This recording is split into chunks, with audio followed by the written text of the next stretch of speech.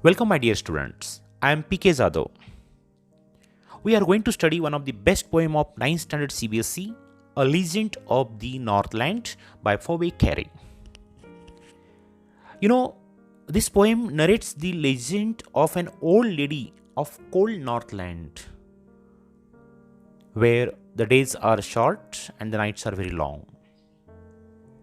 Yes, and this poem gives a great message. Believe me, after reading this poem, you will find something change in your nature. Your approach will be changed. Actually, the story conveys the message that greed never goes unpunished. You know, the greedy woman in this poem is punished by Saint Peter for her uncharitable behavior, and the legend advocates the value of charity and generosity. This poem tells us that we should be always kind and loving towards others. Especially, this poem insists on charity, food charity. You know, food charity is supposed to be one of the greatest charity. When we offer food to someone, look at the feeling of that person who get the food. The person never forget that you have given him food. That is the influence of this food charity. And that's why God expects that we should be always, because see, God gives us to us, and God expects that we should give to other. Simple criteria. Correct? So my dear, please, I request you, once again, I welcome you. I am PK Zadav, English teacher, and today we are going to study one of the finest poem which narrates the legends of an old lady who angered Saint Peter because of her greedy nature. But this poem is very simple, gives a great message. Let's start. Ready, my dear? Yes. Away, away in Northland. In Northland, you know, Northland? Yes, there is snowfall is very active. North, south and north. Away, away in the Northland, where the hours of the day are few. As you know, daytime is very less, and the nights are so long in winter. In winter, especially, nights are so long. Just imagine the life of that people, that they cannot sleep them through. Cold is so active in Northland area or region. People don't get comfortable sleep because of extreme below 0 degrees Celsius, you know, and they cannot sleep properly. Winter is very active, daytime is very less, and nighttime is very active. Where they harness the swift reindeer, as you know, reindeer, one of the deer. Reindeer is used by these people for transportation. So they harness, you know, harness means fasten, tie. The swift reindeer to the sledges. You might have seen sledges. They sit in that sledge and reindeer carry them away. So in that area, reindeer is used as transport animal, which is tied to sledges. It snows because they have no option. Snow is so active that only reindeer can move from that. After all, it's a God's mechanism. So they tie the swift reindeer to the sledges. Sledges, you know, special what I'm say, to move smoothly in that snowy area. They make the mechanism of sledges. And the children look like bear's cub in their funny furry clothes, and small children with green eyes. They are looking like, you know, bear's babies as they hide in that furry cloth, you know, furry, the cloth made of fur. Funny, small children, you know, small children are, means everywhere they look nice, but here they are in that furry clothes and they are looking so nice. They tell them a curious story. You know, there is one folk tale in Northland, and people tell them this curious story. Curious means that arise curiosity. They tell them a curious story. I don't believe it's true.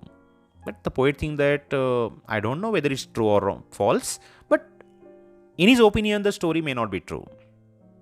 And yet you may learn a lesson if I tell you the tale to you. If I tell a story this to you, you will get a great lesson. And we should not fall in the argument whether the story is true or false, but we should insist on its lesson, its moral lesson. I repeat the line in rhythmic way. They tell them a curious story. I don't believe it's true. Yet you may learn a lesson if I tell the tale to you. Nice one? Next one. Once when the good Saint Peter lived in the world below and walk about it preaching just as he did What a nice rhyme. Am I right, my dear? So once there was good Saint Peter who was moving there and walk about it. He was moving there, preaching, giving lesson to people. Just as he did, Saint Peter, he was saint. He was preaching the God's lesson to everyone and he was moving there. Suddenly what happened? He came to the door of a cottage in traveling around the earth where a little woman was making cakes and baking them on the hearth. While moving he was hungry and he came to the door of a cottage. There was one small hut. He was hungry. He came there. Yes, he came there. In traveling around the earth, he was busy in preaching. He was hungry and accidentally he came near a cottage for food, of course, you can imagine. Where little woman was making cakes. In that cottage there was one lady making the cakes and baking them on the hearth. And she was baking them on the hearth. Hearth means chula actually, in our language chula. Yes. So she was making cake. The lady was busy. So he came to the door of a cottage and traveling round the earth when a little woman was making cakes and baking them on the hearth. And being faint with fasting, Saint Peter was busy in preaching and he was full of fasting, means he was without food. And because of lack of food, he was very weak, as you can imagine, my dear. For the day was almost done. The day was about to finish. Throughout the day he was busy. He asked her from her store of cake to give him a single one. Simply that, great Saint Peter asked the lady, "Oh lady, please give me cake. I am very hungry. I am faint because of fasting. Would you be so kind to give me that cake, please?" Innocently, he requested the lady to give him the cake. I repeat the line, beta. And being faint with fasting, for the day was almost done, he asked her from her store of cake to give him a single one. Yes, very single. Single. I repeat the line, single. Of course, the lady should give. Let's see what happened in the next page. Let's continue on the next page. So, she made a very little cake. But as it baking lay, she looked at it and thought it seemed too large to give away. Now, Saint Peter requested for a single cake and she made a small one. As you know, she was narrow-minded. She was not broad-minded. And she took, she made little cake. As she started to bake, she looked at it, though it seemed too large to give away. Her heart was very small. Respecting Saint Peter's request, she made a cake. Actually, she made little cake, but as baking was going on, she found that it is very great. The cake was big. As you know, her heart was small and that's why the cake was looking big. I repeat the line. So she must were little cake, but at it baking lay, she look at it, and though it seemed too large to give away, yes. And my dear student, she found it that cake was very big. And of course, for that, her nature was responsible. You can imagine, her nature was responsible. Therefore, she needed another. She kept the first one because she thought that it's big and I won't give. Narrow minded people think in narrow style. Therefore, she needed another, needed making the dough, that, flour and all that. So she decided to prepare a smaller one again. And still a smaller one compared to the first. She needed or prepared that portion in a small way, thinking that the cake should be small. But as it looked, she turned it over as large as the first had done. What a surprise! This time she made little dough, she took little flour, she made this time cake a smaller one, but as it started to bake, again she found that it was at the same one. What a surprise! What a surprise! Yes, actually, dough was small, cake was planned to make small, but after baking it was looking as large as the first one. Actually, size may be the same, my dear. Second cake may be small, but her heart was smaller than the cake. Yes, next one. Then she took a tiny scrape of dough, rolled it flat, bake it thin as vapor, but she couldn't part with that. Now, next time she took a tiny scrape of dough. She took tiny scrape, very small. Yes. And roll it flat. She wanted to make it flat and small and small and small. Bake it thin as a wafer. Wafer? You generally enjoy wafers. Thinner, thinnest. She wanted to make that cake, as a wafer. Generally, you carry wafer during your school tiffin, in school time. That's lunch or what I mean say. Generally, you are not allowed, but sometimes you keep in your bag. Yes. So, bake it thin as a wafer, but she couldn't part with that. Oh, what a sorry. The problem was that it was very small, it was looking like a wafer, but she was not ready to give that. She was not ready to give that. Because, firstly she made cake. Finding that it was big, she didn't give. Second time she made intentionally small cake, but she found that it was great. Now this time also she made as thin as a wafer, but her mind was not ready to give. It was very small, but very sorry, that's a problem. Yes. So she placed even that thin wafer on the shelf because she was too greedy to part with single morsel of food. She was greedy nature, my dear students. And as you know, such type of narrow-minded or greedy nature people, they generally don't like to give any food item or anything to others. For she said, my cake that seemed too small when I eat of them myself. Yes. Now, she was thinking, my cake that seemed too small when I eat of them myself, ate too large to give away.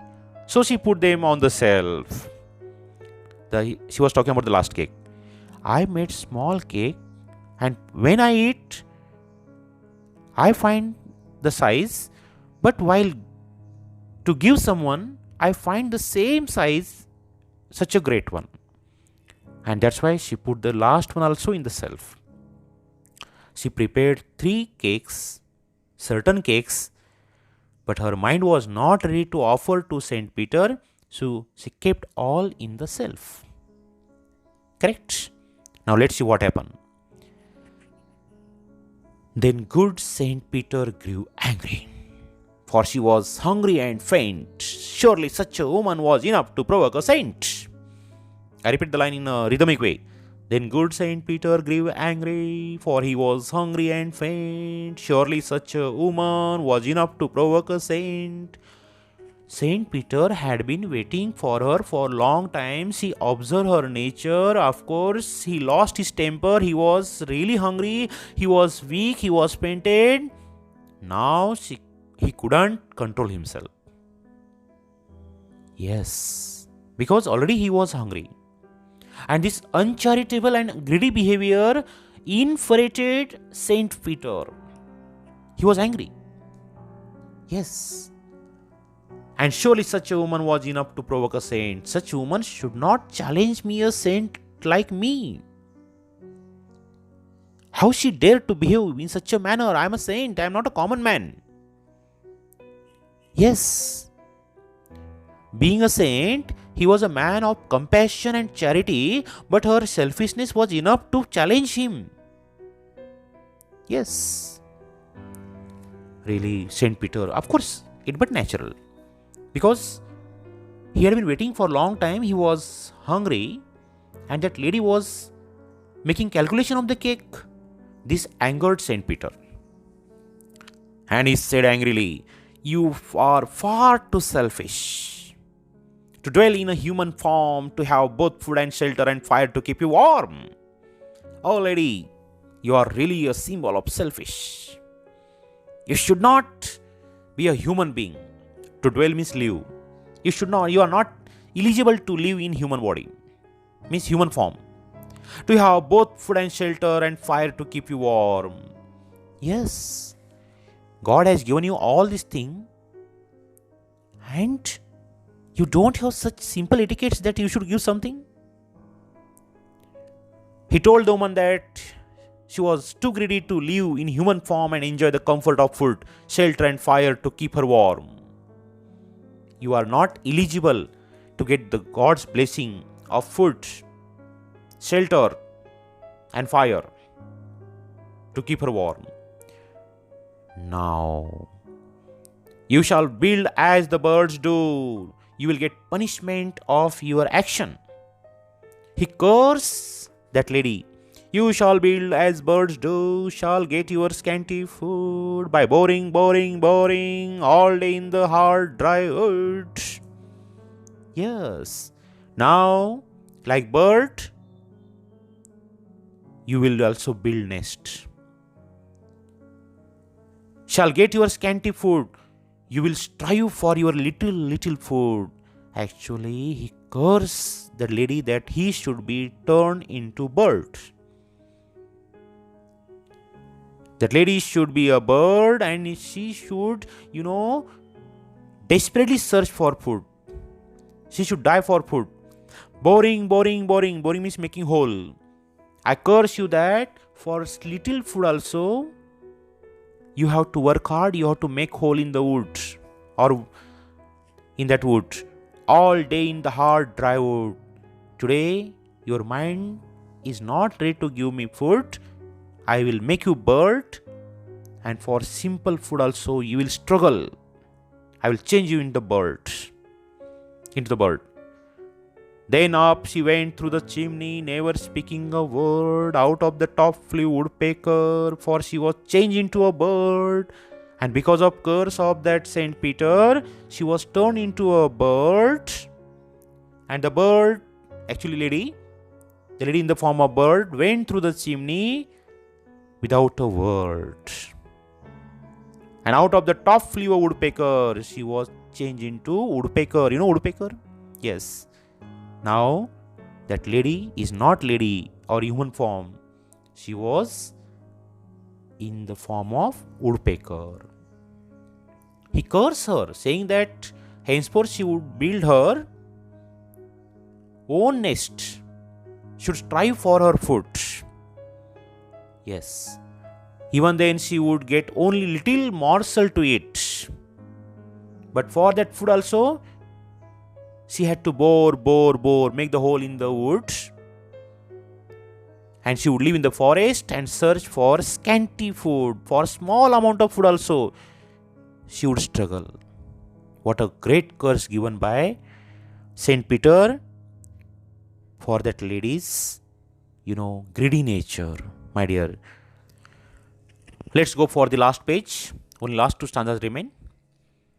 The climax of this poem. As you know, because of greedy nature, the woman suffered and she was changed into a woodpecker because of curse of Saint Peter. Yes. She had a scarlet cap on her head. Scarlet is a color. You might have seen, my dear, woodpecker. Correct? Scarlet cap on her head that was left the same, but that was the only remain. But all the rest of her clothes were burned black as a coal in the flame. Total body was burned except her head, that cap on the head. That's why today we see woodpecker with scarlet color cap and entire body is black. She came out from chimney. After Saint Peter cursed, the little woman went up through the chimney without uttering a single word and changed into woodpecker, as you know. As she went up the chimney, all her clothes were burned in the fire. And she turned black as coal, and her red cap was only remain on her head, that without any black color. Yes. And every country schoolboy, country means village, every country schoolboy has seen her in the wood, where she lives in the trees till this very day, boring and boring for food. My dear, that's why today, woodpecker with scarlet, that cap on her head and entire body is black. Now we can call it as a folk tale or any imaginary tale. But stories attached with that black color and scarlet cap. And today, woodpecker had to peck on the wood for insects. Throughout the day, you might have listened the sound tuck, tuck, tuck, tuck like that. Yes. Actually, this poem is a ballad. Ballad is actually part of poem. It's a part of song narrating a story in the short stanzas. And this story is told generation to generation, giving a great message that when we have to offer food, charity to someone, we should not do any kind of greedy nature, because when God has given us food, it's our duty to hand over the food to others also. It may be God's order or God's charity. Correct? So, dear student, really I am sure you must have learned a great lesson, as this story conveys the message that greed never goes unpunished. The greedy woman in this poem is punished by Saint Peter for her uncharitable behavior. And the legend advocates the value of charity, generosity, that we should be always kind and loving to others, my dear. Legend is a story form of the past that carries an important message.